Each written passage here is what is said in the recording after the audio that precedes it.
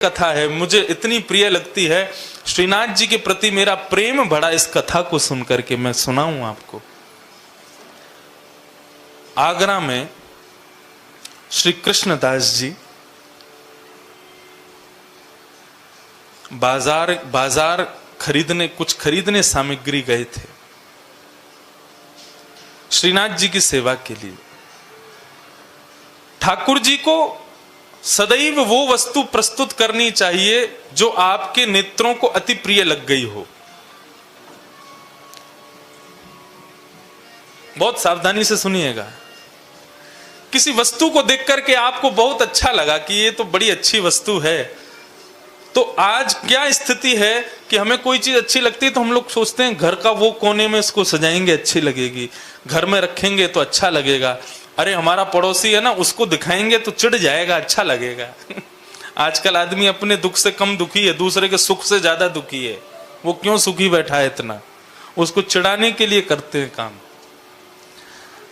मेरा कहने का अभिप्राय यह है कि आपके कानों को कोई स्वर अच्छा लगे, नेत्रों को कोई दर्शन अच्छा लगे, जिह्वा को कोई रस अच्छा लग जाए, त्वचा को कोई स्पर्श अच्छा लग जाए, वो सब कुछ अपने घर के ठाकुर जी को अर्पित कीजिएगा। उसके बाद स्वयं सेवन कीजिएगा, वो प्रसाद बन जाएगा।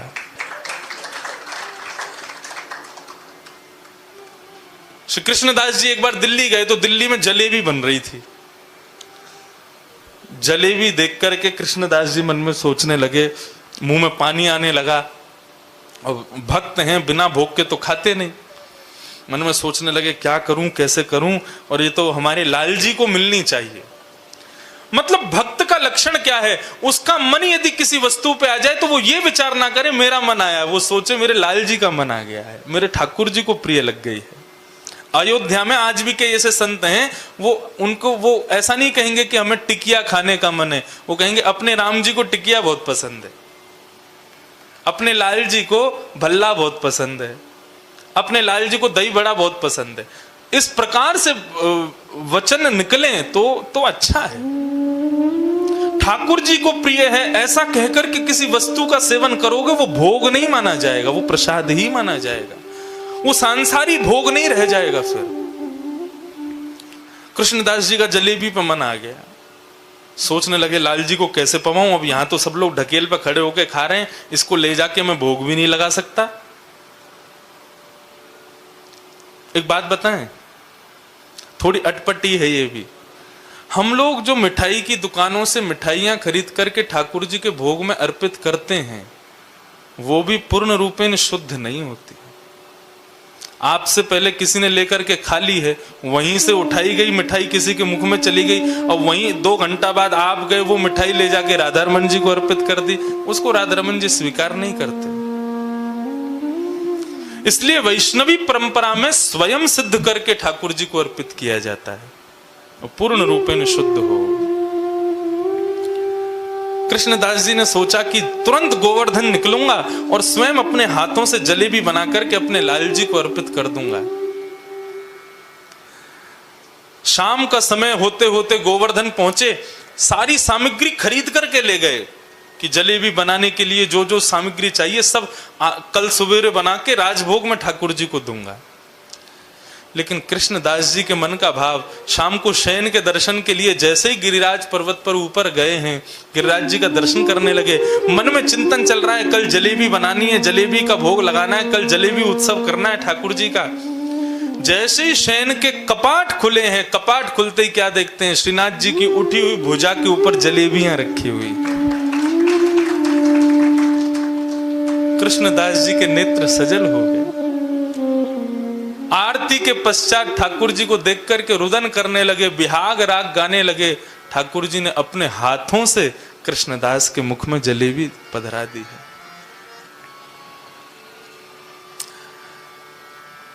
इसको रस नहीं, इसको रास कहते हैं। अपने भक्त की हम ठाकुर जी की इच्छाएं पूरी करते रहें, या हमारे हृदय की इच्छा हमारी ना रह जाए, वो फिर ठाकुर जी की ही इच्छा हो जाए।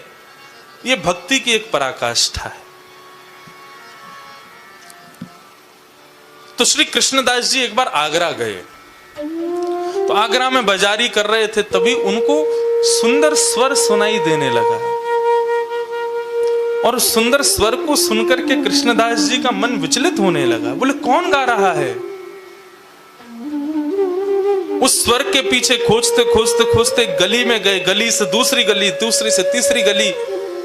तभी वे देखते हैं कि एक जगह बड़ी भीड़ लगी है। अंदर प्रवेश करके गए तो चारों तरफ मनचले व्यक्ति खड़े थे और बीच में घुंघरू अपने पैरों में बांध करके एक वैश्या नृत्य करके गा रही थी। उसके स्वर पर तो कृष्णदास जी एक बार को मोहित हो ही गए थे, लेकिन जब उसका स्वरूप देखा,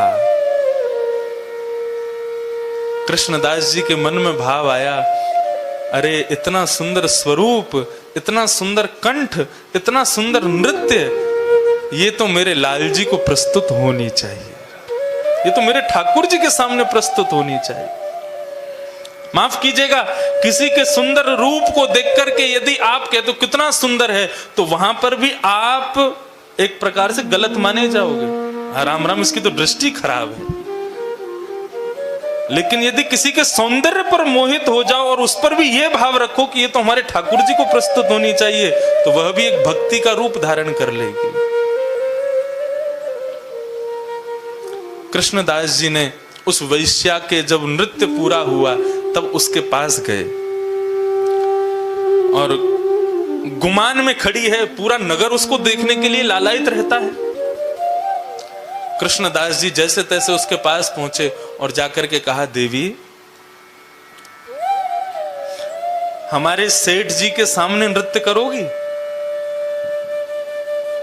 वो ध्यान ही नहीं दे रही थी कृष्णदास जी पे।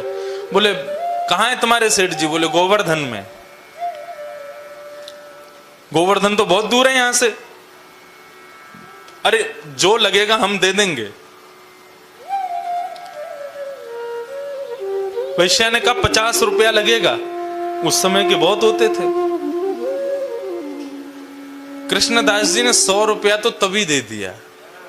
बोले 100 रुपया तुम पहले रख लो और फिर जब हमारे सेठ जी के सामने नाच लोगी, वो प्रसन्न हो जाएंगे, तो उसके बाद जो उनकी इच्छा होगी वो दे देंगे तुमको। वो 100 रुपया देख करके बोले ये तो केवल ऐसे ही तुम्हारे एडवांस समझ लो, रख लो अपने पास। वैश्या तो मोहित हो गई। बोले यहां तो मुझे लगता है इतना धन मिलेगा कि मुझे फिर किसी से मांगने की जरूरत नहीं। जब सेठ जी का सेवक इतना उदार है तो सेठ जी कितने उदार होंगे। कब चलना है? बोले कि कल सवेरे प्रातः काल ब्रह्म बेला में चलेंगे और शयन के हमारे सेठ जी सोएंगे, शयन के समय तक हम पहुंच जाएंगे, तब तुम नृत्य करके दिखाना। ठीक है। प्रातः काल बैलगाड़ी लेकर के कृष्णदास जी पहुंच गए और वैश्या को साथ बैठा करके ले जा रहे हैं। और मनी मन कृष्णदास जी ठाकुर जी का चिंतन करते जा रहे हैं, लाल जी आज आप प्रसन्न हो जाओगे। आपकी सेवा के लिए एक अद्भुत कंठ आ रहा है, एक अद्भुत स्वरूप आ रहा है, एक अद्भुत नृत्य आ रहा है, सब ठाकुर जी को अर्पित। शाम का समय पहुंचे, वैश्या तैयार होकर के मंदिर में पहुंची। अभी तक भी उसको नहीं पता था मैं कोई मंदिर में हूं। कृष्णदास जी से बोलती, कहां है आपके सेठ जी? पर्दा लगा था। बोले अभी भोजन कर रहे हैं, जैसे भोग पूरा हो जाएगा उसके बाद सेठ जी सामने सिंहासन पर बैठे हैं, तुम नृत्य करना शुरू कर देना। अति सुंदर बनकर के आई है, अपने रूप का अहंकार, अपने कंठ का अभिमान, अपने संपूर्ण अंग का अभिमान कर रही है। बोले ऐसा नृत्य करूंगी, ऐसा गाऊंगी कि इनका सेठ फिदा हो जाएगा मुझ पर। लेकिन उसको क्या पता था कि फिदा कौन होने वाला है। कृष्णदास जी ने उसको व्यवस्थित कर दिया। बोले टकटकी लगा करके देखो, पर्दा खुलने वाला है बस। और कृष्णदास जी एक कोने में खंबे से सिर लगा करके खड़े हो गए। बोले अब क्या लीला होने वाली है लाल जी की।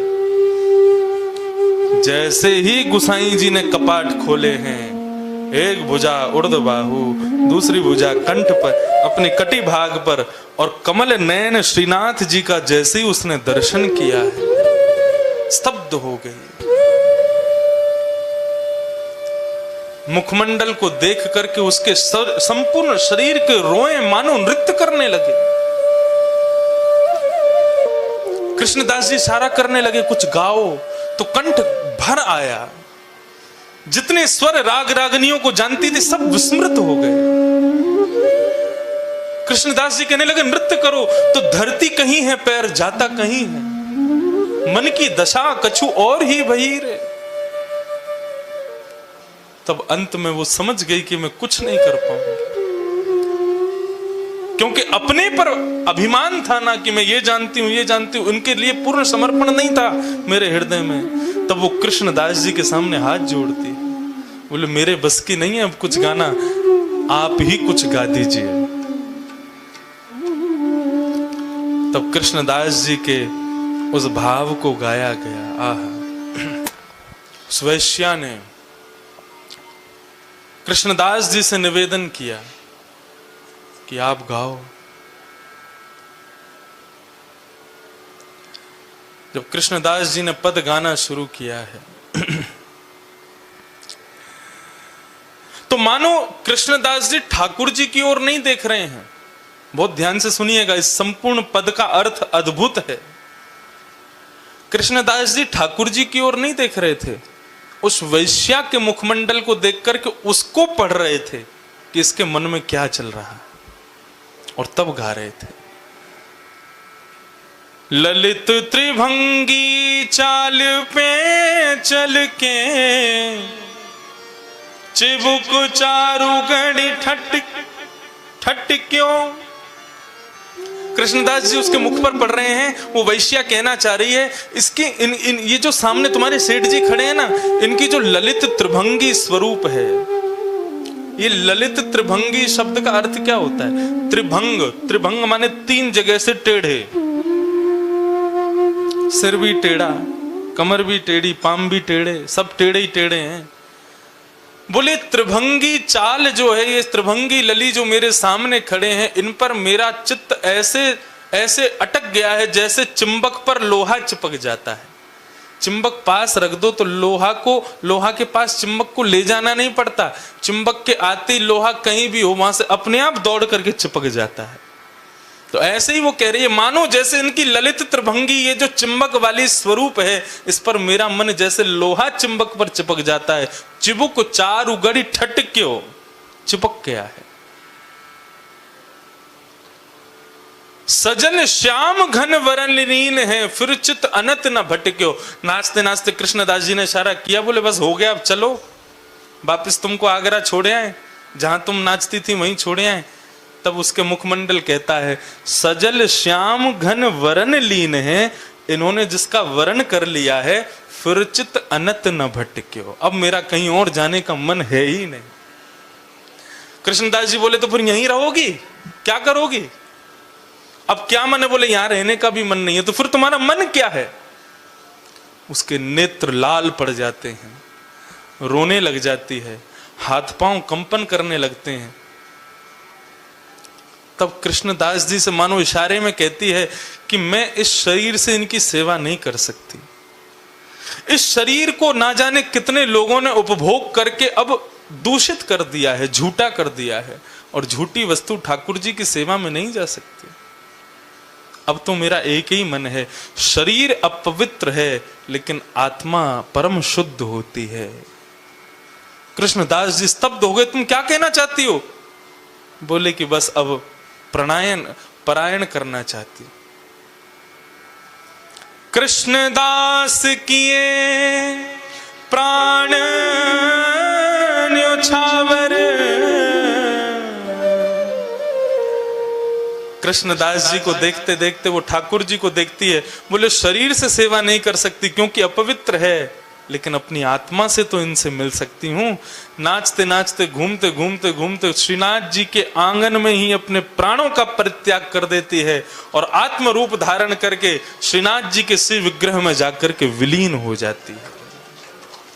कृष्णदास की ये प्राण न्योछावर, यह तन, जिस तन को इस संसार के लोगों ने इतना प्रेम किया, ये अब ठाकुर जी की सेवा के योग्य नहीं है। यह तन जग सिर पटक्यो, मेरो मन गिरधर छवि पे अटके।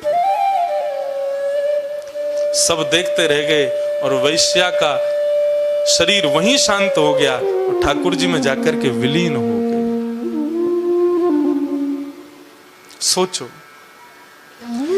अपने जिस रूप, जिस कंठ, जिस नृत्य की विद्या को आज तक संसार को देती रही, कभी संतुष्ट नहीं हुई वो वैश्या। केवल एक दिन उस विद्या का प्रस्तुतिकरण ठाकुर जी के सामने किया, ठाकुर जी ने अंगीकार कर लिया, सेवा में बुला लिया। और थोड़ी देर में श्रीमद् वल्लभाचार्य जी आदि समस्त वैष्णव जनों को दर्शन हुआ। क्या? ठाकुर जी के लीला में जितने सखा सहचरी हैं, उन सहचरियों में एक वो वैश्या भी खड़ी है। ठाकुर जी उसको अपनी अंतःपुर की लीला में ले गए।